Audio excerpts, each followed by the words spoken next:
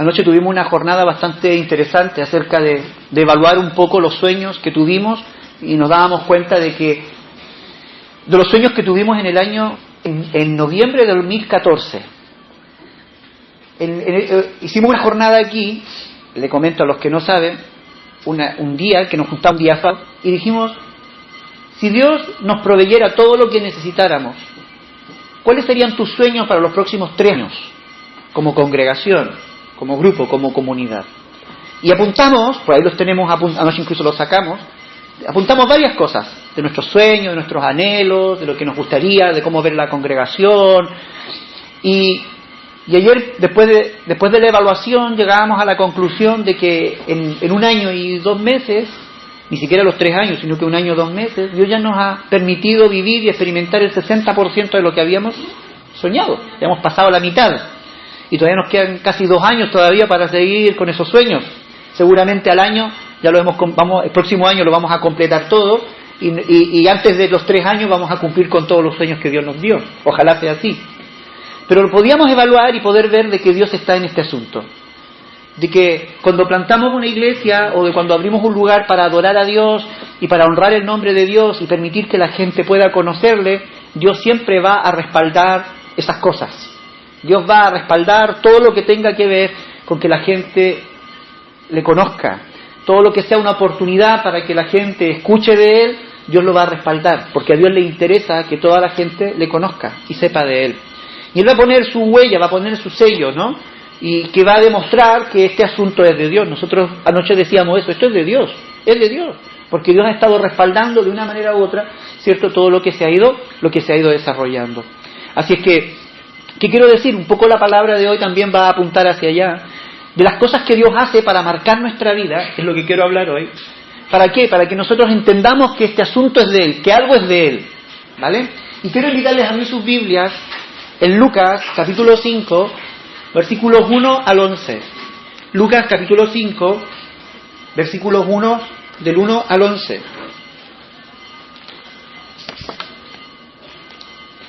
Lucas 5, versículos 1 al 11. Esta es una narración que tal vez muchos ya la han leído o lo han escuchado antes. Y bueno, hay algunos principios que yo quiero sacar de aquí. Son experiencias que nos van marcando. Cada uno de nosotros vive experiencias en la vida. Y hay experiencias que nos marcan para mal y experiencias que nos marcan para bien. Y una de las cosas que a mí me llama la atención es que Dios también se encarga de marcar nuestra vida a través de la experiencia para que nosotros sepamos, para que nosotros entendamos, para que nosotros comprendamos de que Él está en el asunto, de que Él está al control, de que Él está presente, de que Él está allí.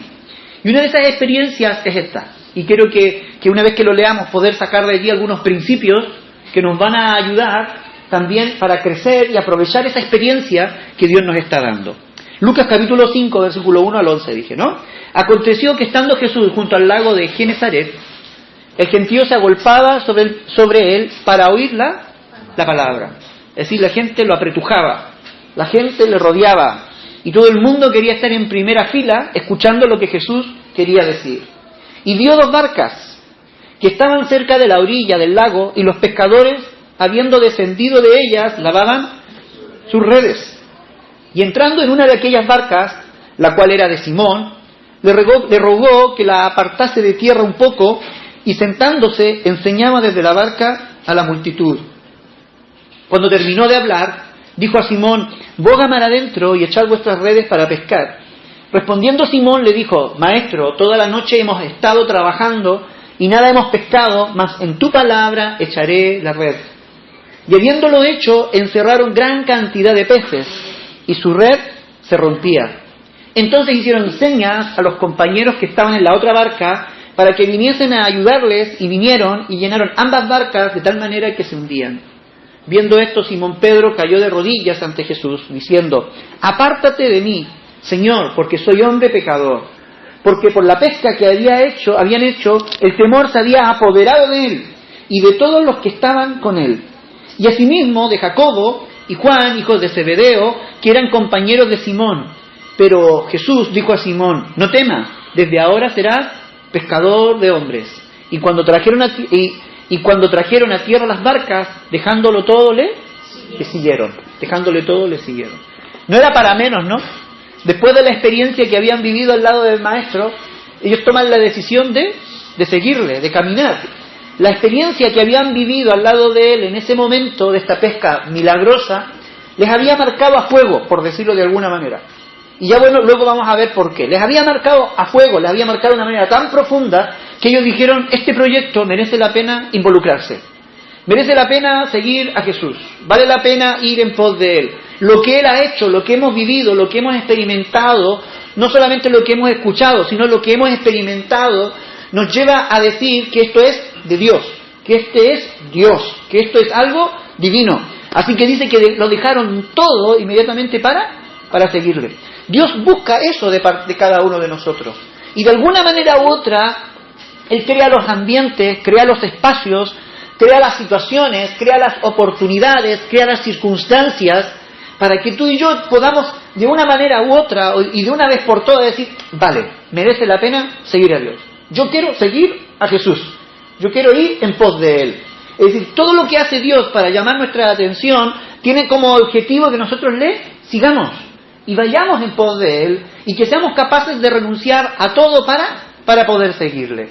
Yo aquí al menos veo 5 cositas que fueron como dándose y 5 que a la vez nos sirven como principio y que rodean toda esta narración y que al final termina manifestando esta actitud de los discípulos de poder seguir a Jesús. La primera que yo veo es que hay una actitud o hay una forma que tiene Jesús de decirle a la gente, ustedes solamente son administradores y no son dueños de lo que poseen. Dice la Biblia que Jesús estaba rodeado de gente, Él estaba predicando. De pronto mira hacia el costado, me imagino yo, no lo dice la Biblia, pero tiene que haber mirado hacia un lado, y de pronto ve 2 barcas con sus pescadores. ¿Y los pescadores qué estaban haciendo? Lavando sus redes, ¿cierto? Venían de pescar, habían estado toda la noche pescando, eso nadie lo sabía. Seguramente Jesús sí lo sabía. Estaban toda la noche pescando y ahora estaban lavando las redes. Y de pronto imagínense a Pedro ahí, con la cabeza agachada, con las redes, moviéndolas de un lado a otro. Juan por allá también, ellos en lo suyo. Y todos quedaron mirando tal vez hacia donde estaba Pedro, porque de pronto ven a Pedro conversando con Jesús. Entonces, esta gente tal vez lo miró y dijo, ¿de qué viene ese predicador, no? ¿De qué va ese predicador que se acerca a Pedro? Pero nadie sabía que Pedro lo que Jesús le estaba diciendo a Pedro era, Pedro, déjame la barca un momentico. Mira que hay mucha gente y que ya no les puedo atender. Déjame la barca. ¿Me la prestas? ¿Me dejas poder subirme a tu barca? Claro, tiene que haber sido así. Yo no creo que Jesús le haya dicho, tira para allá, que yo me meto en tu barca. No, Él dice que le pide la barca y luego que Pedro le deja la barca, Jesús se sube a la barca, se adentra un poquito en el mar y comienza a predicar. Es una cosa interesante porque lo que Jesús por un lado está mostrando es que nosotros somos administradores de todo lo que tenemos, todo lo que poseemos. La Biblia dice que Dios es dueño de todo. ¿Sabías tú? La Biblia dice que de Jehová es la tierra y su plenitud, el mundo y los que en él habitan. Tú eres de Dios. Te guste o no te guste, pero el dueño de tu vida es Dios. Ahora, que tú no estés de acuerdo con el dueño y no te guste el trato del dueño, y no, ya es otra cosa, pero tu vida le pertenece a Dios. Mis hijos no son mis hijos, son de Dios. Mi familia no es mi familia, es de Dios. Los bienes materiales que poseo no son míos, no porque alquilo, son de Dios. ¿Me explico? Nada de lo que tú tienes es tuyo, todo es de Dios. Pero Dios te lo deja para que tú seas un administrador. Para que cuando Él lo necesite, tú se lo puedas decir, vale, ocúpalo, total es tuyo, tú eres el dueño. De una manera u otra, Dios le gusta hacernos sentir de que Él es el verdadero dueño, pero también quiere hacernos sentir que nosotros solamente somos administradores. El problema nuestro es que nosotros nos adueñamos de las cosas que no nos pertenecen. ¿Cuánta gente dice, esta es mi vida? ¿Han escuchado eso? ¿Tú lo has dicho alguna vez? También, ¿no? Lo escuchamos, pero lo decimos, esta es mi vida, déjame hacer lo que quiero con mi vida. Yo la trato como quiero, este es mi cuerpo y hago con él lo que quiero, lo que me plazca, le pongo lo que sea, le meto lo que sea y lo expongo a lo que sea. Total, es mi cuerpo. ¿Es verdad o es mentira? ¿No? Claro, lo decimos. Pero este no es tu cuerpo. Este cuerpo es prestado.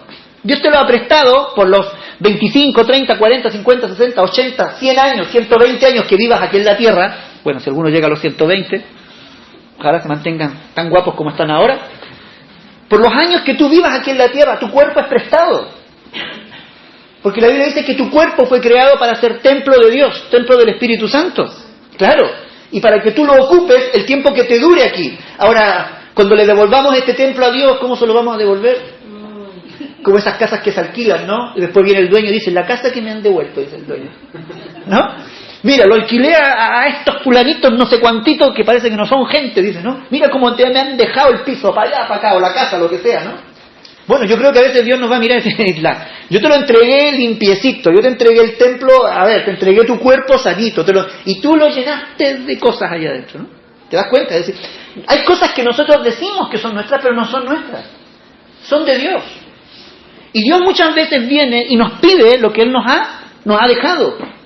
Y si tú y yo somos buenos administradores y entendemos que todo es de Dios, nosotros a Dios le vamos a decir, sí, ocúpalo. Sí, Señor, aquí está esta vida que tú me has dejado, a ti te pertenece, ocúpala. Aquí están los talentos que tú me has dado, los dones que me has dado, aquí están, ocúpalos. Aquí está, Señor, estos bienes materiales que tú me has dejado, el coche, la casa, estas cosas, son tuyas, ocúpalos. Claro, al menos yo he crecido con esa mentalidad. Nada es mío, todo es del Señor, yo simplemente lo administro. Incluso los hijos, mira, cuando mis hijos nacieron, nace Samuel y nace Paz, nosotros inmediatamente dijimos, estos no son nuestros, son del Señor. Bueno, somos los papás, yo los engendré, eso está bien, ¿no? No son adoptados, son del Señor. Son del Señor. Y cuando pensamos en ponerle un nombre, dijimos, tenemos que poner un nombre que honre a Dios.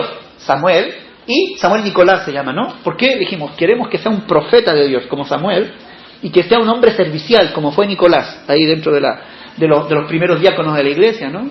Y Paz, ¡guau! Yo quiero que Paz sea eso, que transmita paz, armonía, comunión. Claro que alborota un poco, pero bueno. Y creo, ¿por qué? Porque pienso en eso. Y digo, Señor, ahora, y los presentamos, los trajimos a la iglesia, los llevamos y le dijimos, Señor, ahora danos sabiduría para criar. Es como lo que hizo Salomón, tú lo acabas de leer. Dios le dice, ¿qué es lo que tú pides? Dame sabiduría, porque este pueblo es tuyo. Salomón no se creía el dueño del pueblo, sino que él entendía que simplemente era un administrador de ese pueblo, como rey, que él administraba lo que le estaban dando, pero él quería hacerlo bien, y pidió sabiduría. Y cuando presentamos a los hijos al Señor, pedimos sabiduría, porque los hijos no son nuestros, son del Señor. Él los toma, Él los quita muchas veces, o a veces los deja para que nosotros también los criemos. Y un día Dios nos va a pedir cuenta qué hacemos con esa mayordomía, o qué hacemos con cada uno de nuestros hijos, lo que le hemos enseñado, para bien o para mal, lo que le hemos permitido, para bien o para mal. Pero bueno, el punto es que Dios quiere que tú y yo entendamos que simplemente somos administradores.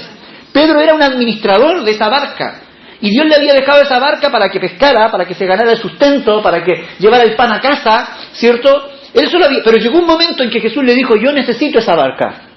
Y Pedro, yo no sé si estaba consciente de eso, pero ¿qué es lo que hace? Le deja esa barca a Jesús, ¿cierto? Para que la ocupe, para que la dé. Nunca te olvides que tú eres simplemente un administrador y no eres dueño.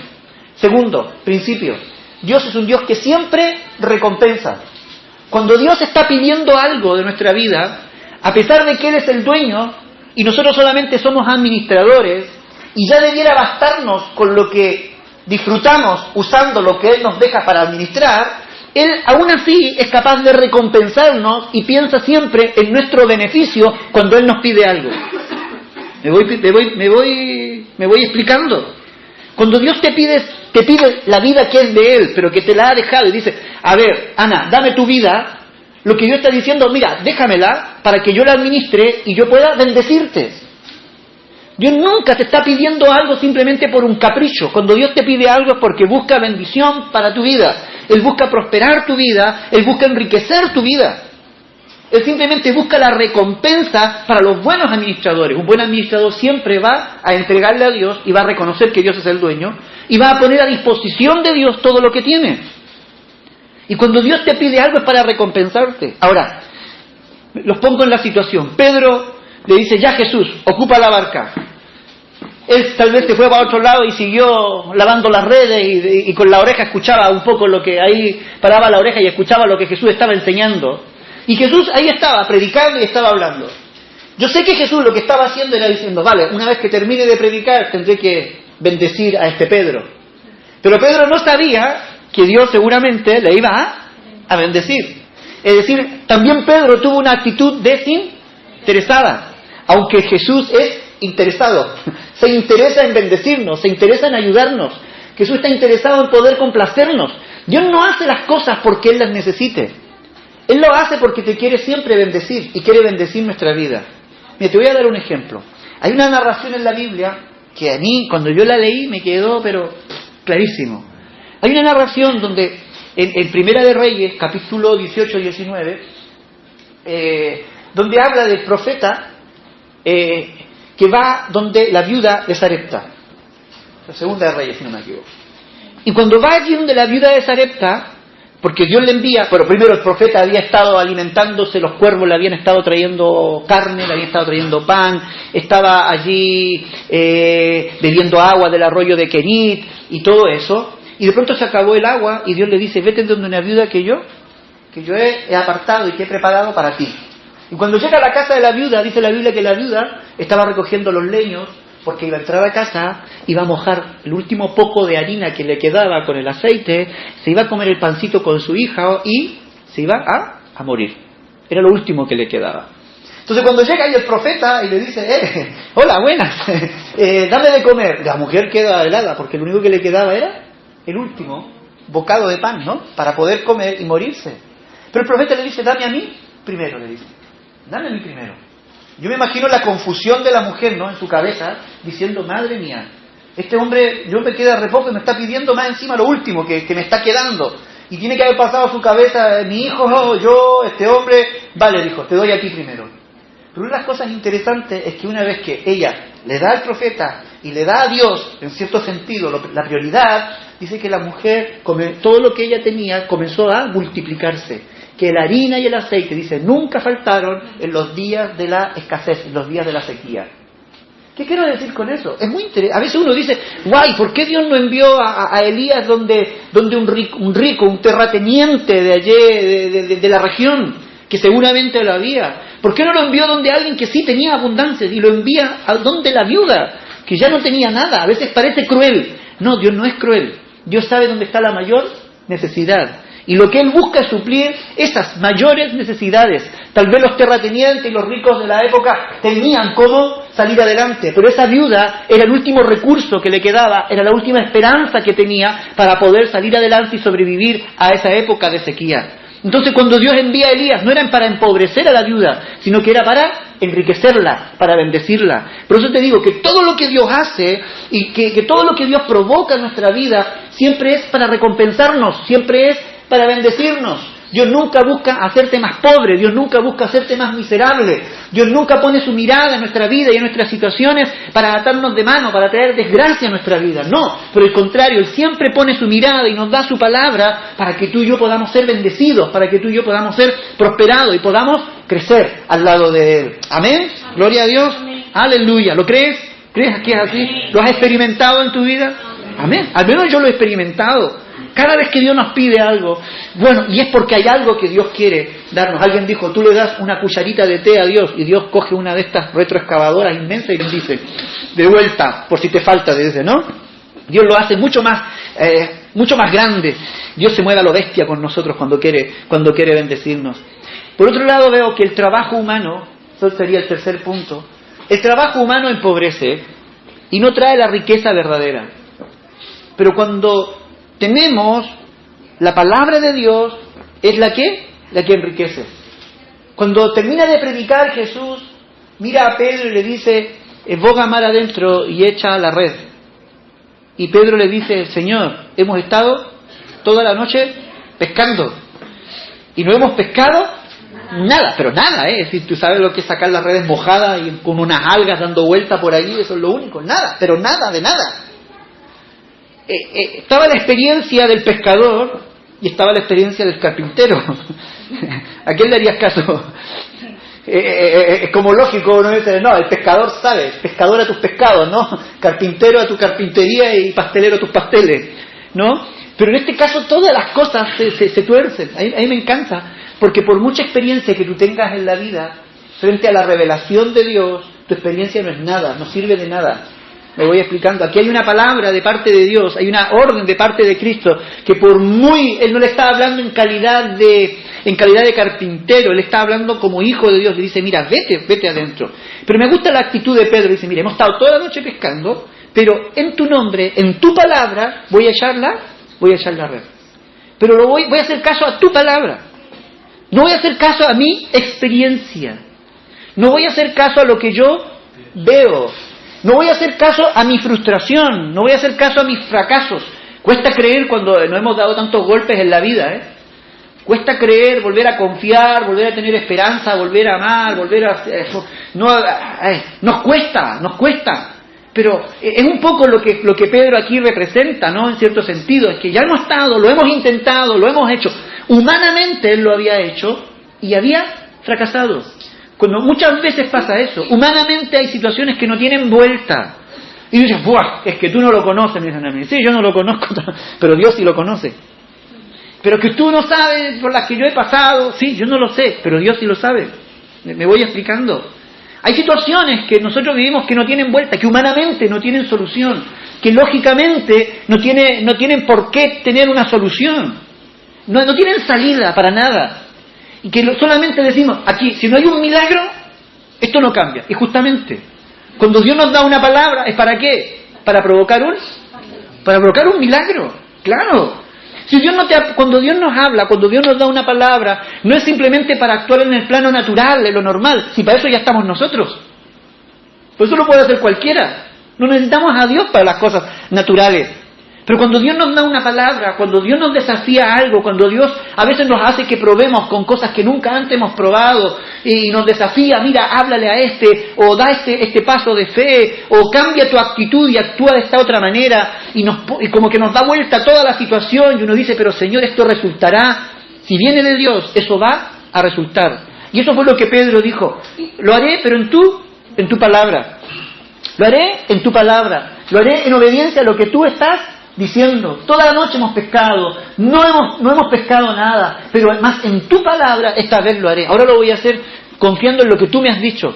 Tú me lo has dicho, Señor, que tú me lo has dicho, Y a veces le digo a Dios, pero es que tú me lo has dicho, Lo voy a hacer solamente porque tú me lo has dicho. Es ilógico, no tiene coherencia, es absurdo, tal vez hay cosas que carecen de toda lógica, valga la redundancia, pero vale, Señor, te hago caso, lo voy a hacer. ¿Y sabes lo que ocurre aquí? Ocurre eso. Que la palabra de Dios es la que realmente enriquece, nos damos cuenta, como dice la Biblia, ¿no? Que la palabra de Dios, que la bendición de Dios es la que enriquece y no añade tristeza con ella. La palabra de Dios es la que trae verdadera riqueza. En tu palabra, Señor, en tu palabra. Ahora yo pregunto, ¿cuál ha sido la orden? ¿Cuál ha sido la palabra que Dios este último tiempo ha estado hablando a tu vida? ¿Cuáles son las cosas que Dios te ha estado diciendo durante este último tiempo, durante estas últimas semanas?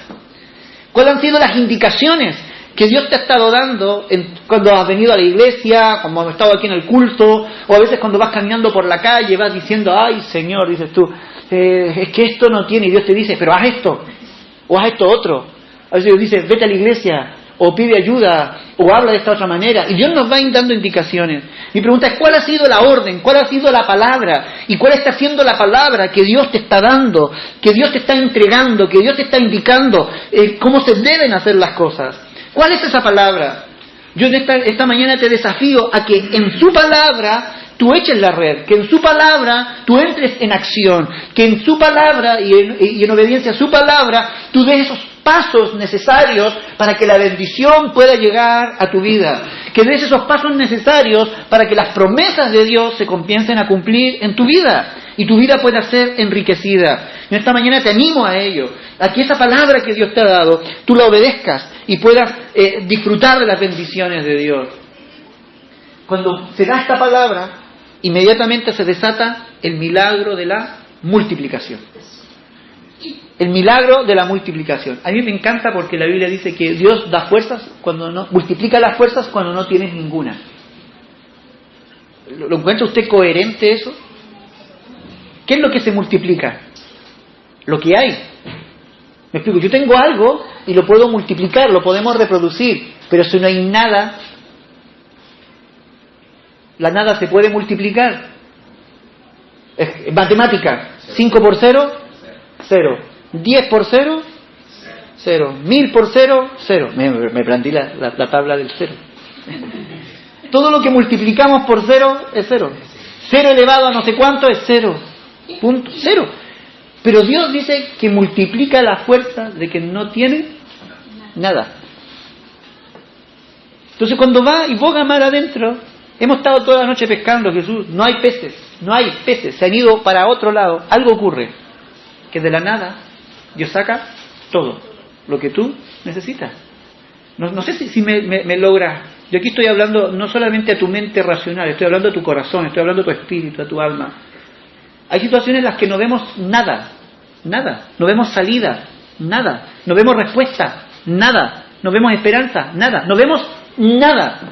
No importa que tú no veas nada, no pasa nada que tú no veas nada, porque de esa nada, en medio de esa nada, es donde Dios va a traer la multiplicación, la bendición, la respuesta, ¿cierto? La que tú estás esperando, lo que tú estás necesitando, no tal vez lo que tú quieres, pero sí lo que tú necesitas. Recuerda siempre ese principio, que Dios no te da todo lo que tú quieres, Dios te quiere dar lo que tú necesitas para tu vida, ¿no? Por mucho que nuestros hijos nos pidan cosas, no siempre le damos lo que quieren. ¿Por qué? Porque no es lo que necesitan. ¿Ah? Entonces cuando lo necesitan, no, y Dios actúa así con nosotros. Pero Dios de la nada, Dios es capaz de sacar lo que tú estás necesitando, lo que tú estás buscando. La abundancia vino en lugar de la escasez. ¡Wow! Estás pasando por la escasez. ¿Sabes? Dios quiere abundancia para nuestra vida. Estamos hablando de proyectos, estamos hablando de sueños, estamos hablando de anhelos. Y eso requiere abundancia. Yo digo, Señor, sigue dándonos abundancia para poder bendecir. Y de hecho hablamos de la iglesia vida abundante. Gloria a Dios, ¿no? Porque Dios no nos da una vida para sobrevivir. Ahí vamos, tirando, ¿no? Aquí, ¿cómo estás? Ahí, tirando, sobreviviendo. En mi país dirían, a medio morir saltando. Allí, así, como que... No, lo que Dios quiere es una vida abundante, que desborda, que fluye para el Señor, ¿no? La bendición, Dios nos bendice para ser de bendición. Dios le dijo a Abraham, tú serás bendición, te bendeciré y serás bendición. En ti serán benditas todas las familias de la tierra. Es decir, la abundancia, la riqueza, era para que otros fuesen bendecidos, ¿cierto? El esfuerzo siempre es recompensado. Los sueños en este yo veo que van siendo cumplidos, los anhelos, las esperanzas, ahí estaban. Aunque la esperanza se había acabado y no quedaba nada, Jesús es capaz de devolver la esperanza y de poder demostrarle que en su palabra los milagros sí son reales, las promesas sí se cumplen y viene la verdadera riqueza y la verdadera bendición gracias a su palabra. La obediencia generó ese milagro. Ahora, ¿cuál es la reacción de toda esta gente? Como quinto punto digo que cuando Dios está presente en algo, hay temor de Dios. Hay temor de Dios. Ahora, cuando yo hablo de temor, yo no me refiero al miedo, ¿eh? Ay, que la gente le tiene miedo a Dios, que Dios... Yo recuerdo cuando era pequeño, decía, pórtate bien, me decían, porque Dios se puede enojar. Después, no te estás portando bien, Dios está enojado contigo, por eso te pasa lo que te pasa. Y era como una sombra oscura que se movía y había que intentar agradar a ese Dios, ¿cierto?, que está allí con un látigo, intentando con una vara, ordenando nuestra vida y que las circunstancias y las situaciones... A ver, que al que más sabe, más se le exige. Cuando vivimos en ignorancia, yo no veo a un Dios con un látigo. Cuando ya conocemos más, yo ahí veo que a veces Dios tiene que sacar la vara y corregirnos, porque ya conocemos más, ¿no? Es mi punto de vista personal, ¿vale? Pero sí creo en ese temor reverente. Yo creo en ese temor de respeto, ese temor que dice, esto es de Dios. Y yo temo a Dios, no porque le tenga miedo. Yo temo a Dios porque quiero disfrutar de sus bendiciones, porque yo respeto su palabra, porque admiro lo que Él hace con mi vida. Porque admiro las bendiciones, que aún siendo yo pecador, Él es capaz de morir por mí y de poder bendecirme. Que yo no sirviendo para nada, Dios es capaz de usarme y Dios es capaz de coger mi vida y empezar a ocuparla para sus proyectos, para sus sueños, para sus planes. Entonces, lejos de temerle, tener miedo, el temor, ese temor reverente de poder reconocer de que Él es real, que Él nos supera, que Dios es más grande que nosotros, que Dios es más grande que la experiencia que tengamos en la pesca, que Dios es más grande que las frustraciones, que los miedos, que los dolores que podamos tener, que Dios es más grande que nuestra necesidad. ¿Cuántas veces lo hemos Lo hemos escuchado, incluso lo publican en Facebook, ¿no? Dios es más grande que tu necesidad. ¿Ah? Dios y nos muestra una montaña grande y nosotros nuestro problema pequeñito, ¿no? ¿Por qué? Porque Dios es más grande. A eso se refiere. Cuando Pedro se da cuenta de lo que ha ocurrido y empieza a sacar las redes y empieza a ver la abundancia de peces, yo no sé si Pedro se habrá puesto a llorar de alegría, de miedo, de todo allí, pero los sentimientos tienen que haberlo vuelto loco y pega un grito a Juan que le venga a ayudar con sus hermanos y las otras barcas y su bendición se transforma en bendición para todos, pero dice la Biblia que después de haber disfrutado de la bendición y todo, dice que siguieron a Jesús. Se había apoderado el temor de ellos, pero luego dejan las redes y siguen a Jesús. El verdadero temor, más bien dicho, siempre te va a llevar a seguir a Jesús. El miedo te aleja de Dios. El temor te acerca a Dios. Y esta gente es capaz de seguirlo, porque entiende de que esto era de Dios. Dios está en este asunto. Este Jesús no es un parlachín más como otro, no es un demagogo como los políticos. No es que ofrecen y venden sueños, venden quimeras, venden ilusiones que luego se acaban. No, lo que Jesús dice se cumple. Lo que Jesús dice se hace. Lo que Jesús dice es verdadero. Por eso que Él dijo que era la verdad, que era la vida, que era el camino. Lo que Jesús dice, nosotros podemos confiar plenamente en lo que Él dice y en lo que Él hace. Esta experiencia marcó la vida de estos discípulos. Marcó la vida de ellos. Y sabes, Dios quiere marcar tu vida también. Cada vez que nos encontramos con Él, Él quiere marcar tu vida. Él quiere que haya un antes y un después.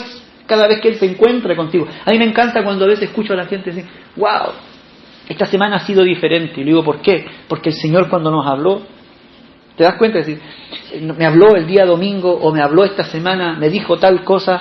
No, yo ya no puedo. Pongo un ejemplo. ¿Se acuerdan cuando hablamos de la lengua? El otro día, ¿no? ¿Cómo? De una lengua, bla, bla. Yo sabía que en algunas casas hasta se miraban cuando hablaban. Porque ya no hablaban tan libremente. Porque sabían que la palabra había causado un antes y un después. ¿A cuánto les cambió la vida esa palabra?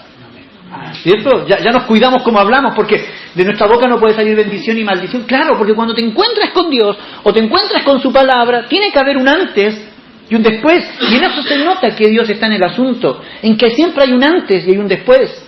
Hay una intervención milagrosa de su poder en nuestra vida. Y lo que Dios quiere marcar cada día es un antes y un después. Él no quiere días repetidos, Él quiere días nuevos. Que cada día sea algo nuevo para ti, que cada día sea una experiencia nueva para tu vida, para ti, para tu familia, para tu hogar. Juan capítulo 21, no se preocupen que ya estamos casi acabando. Juan capítulo 21, versículos 1 al 7.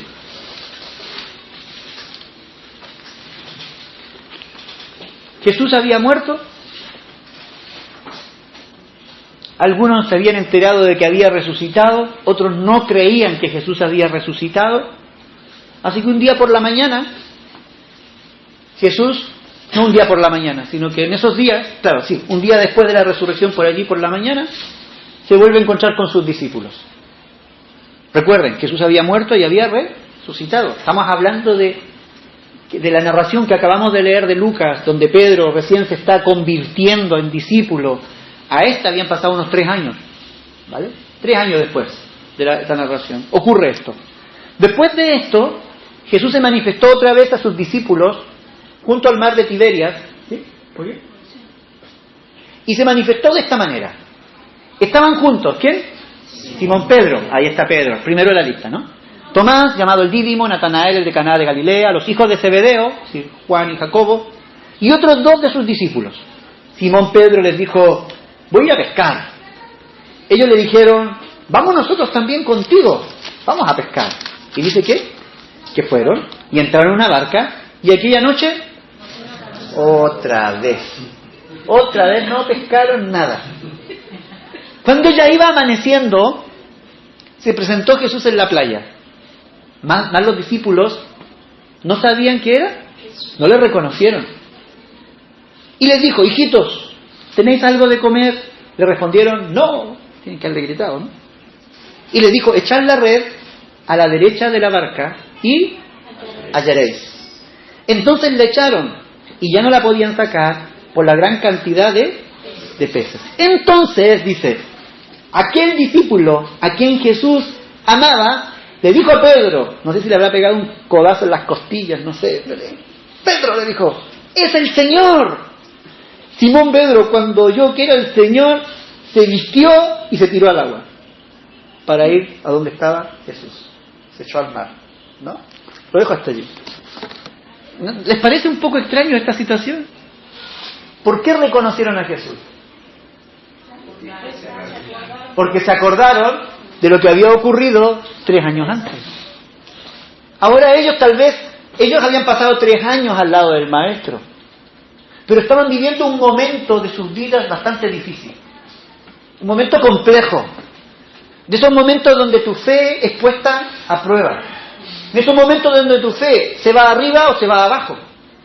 Jesús había muerto, su líder había muerto. Algunos habían dicho que había resucitado, otros como que no creían, algunos lo vieron, otros, pero como que todavía no se... Estaban en un proceso de reconversión y de reconvencimiento de lo que estaba. Entonces yo veo aquí a Jesús que dijo, si hay una manera como esto yo los puedo convencer y que ya no les quepa mayor duda, es que yo me vuelva a revelar a ellos a través de una enseñanza que ellos recuerden y que haya marcado sus vidas. Vamos a hacer una pesca milagrosa de nuevo. Pesca milagrosa 2.0. Se repite. El retorno. De vuelta. Que vivan la misma experiencia. Me voy recargado ya, ¿no? Como el otro. Volver a vivir la misma experiencia. Entonces cuando estos ven a Jesús, y más encima Jesús dice, a mano derecha. ¿Había alguna diferencia entre echarle a la izquierda o a la derecha? ¿Hay diferencia en el mar o no? No hay ninguna diferencia. Lógicamente no tienes diferencia. ¿No? Los peces no van a decir, los peces están ahí abajo de la barca, además como son pequeñas, derecha e izquierda, exactamente. Pero había unas órdenes específicas, claras, que requerían que ellos obedecieran al pie de la letra lo que Jesús estaba otra vez diciendo. Y cuando ellos obedecen al pie de la letra, dicen, no, este es Jesús, otra vez nos jugó la misma jugada. Este es Jesús que está allí. ¿Sabes por qué? Porque hay una de las cosas que va a cambiar en tu vida. Sí, hay cosas que cambian nuestra vida y que tú y yo nunca olvidamos. Lo que Dios busca es causar siempre experiencias en nuestra vida que sean inolvidables. Ahora lo digo de otra manera. Cuando Jesús interviene en nuestra vida, siempre nos lleva a experiencias inolvidables, a las cuales tú no te puedes olvidar de Él. Mira, la gente, por muy dura que sea y por mucho que reniegue, tarde o temprano termina acordándose de Dios. Porque sabe que Dios en algún momento le salvó la campana. En algún momento tuvo que intervenir para algún tipo de situación. Entonces podemos dar muchas vueltas, podemos dar vuelta a la espalda, podemos renegar, la gente se puede olvidar, quizás quiera volver a su antigua vida, pero de allá siempre ocurre algo que te hace recordar de que Dios es fiel, de que Dios es bueno, de que Dios es real y que tienes que volver a la casa de tu padre como el hijo pródigo. Te hace entrar en razón y dices, no, esto es de Dios, este es Jesús, este está a mi lado, no me ha dejado, no me ha abandonado. Yo a veces escucho a la gente y dice, pero por muy lejos que estoy, como que Dios me sigue. Y de verdad, pero es que yo no, pero Dios va conmigo, yo no sé, yo veo que las cosas van saliendo. Y le digo, claro, le digo yo, porque Dios no nos abandona. Tú lo abandonas a Él, pero Él no te abandona. Y de alguna manera Él se encarga de manifestarte y de mostrarte que Él está allí presente. Y te hace vivir experiencias tal vez repetidas para que, a ver si entramos y nuestras neuronas allí provocan la relación necesaria para decir, si esto yo ya lo he vivido antes. Y esto es de Dios, es Dios buscándome, es Dios hablándome, es Dios llamándome, es Dios queriendo bendecir mi barca, es Dios queriendo bendecir mi vida, es Dios queriendo bendecir mi familia, es Dios queriendo bendecir mi situación. Dios marca nuestras vidas para que no nos olvidemos nunca de Él y para que en los momentos difíciles, cuando más lo necesitemos, volvamos a recordarnos de Él y volvamos a acudir a Él. Interesante, ¿no? Yo no sé cuál ha sido la palabra que Dios te ha dado. Yo lo que te quiero desafiar es que obedezcas a la palabra de Dios en tu vida. A que des pasos de obediencia. Porque una vez que tú das pasos de obediencia, tú vives experiencias milagrosas. Y esas experiencias milagrosas son las que te marcan por el resto de tu vida. Y que te permiten no olvidar la fidelidad de Dios, la pertenencia a Dios y te ayudan a mantener ese vínculo de fe que tú necesitas aún en los momentos más difíciles. Cuando he pasado por situaciones complejas, una de las cosas que hago es pensar en todo lo que he ido viviendo al lado del Señor. Y empiezo a acordarme de los milagros que Dios ha ido haciendo en mi vida. Milagro tras milagro, tras milagro, tras milagro. Y una vez que hago el listado de milagros y situaciones, yo digo, ¿cómo voy a mirar para atrás? Ni para tomar vuelo, ¿no? ¿Cómo voy a mirar hacia atrás? Si tú has estado conmigo hasta el momento, con milagros, seguro que vas a seguir haciendo milagros en las situaciones que vienen por delante. Si Dios ha sido fiel, Él seguirá siendo fiel. Si Él ha estado presente, Él seguirá estando presente. Así que te animo, cumple con esa palabra, sé obediente a lo que Dios está hablando, porque esa experiencia va a marcar tu vida. Y este es un año de enriquecimiento, de crecimiento. Este es un año de bendición. La Biblia dice, la bendición de Jehová es la que enriquece. Y yo me he cogido de esa palabra. Y eso es lo que queremos, que Dios traiga riqueza a tu vida. Tal vez no te vas a ganar millones de euros, no pasa nada, pero vas a ser una persona rica en fe, rica en experiencia, rica en carácter, rica en templanza, rica en mansedumbre, rica en alegría, rica en gozo, rica en paz, rica en optimismo, rica en amor para compartir con los que no necesitan, rica de poder de Dios, de unción de Dios, de conocimiento de Dios, y eso va a ser motivo de bendición también para enriquecer a otros. Aleluya, gloria a Dios. No voy a seguir hablando, quiero que oremos al Señor. Quiero que oremos al Señor. Ponte sobre tus pies, párate allí en tu lugar y vamos a orar al Señor. Bendito Dios. Bendito Dios, bendito Rey.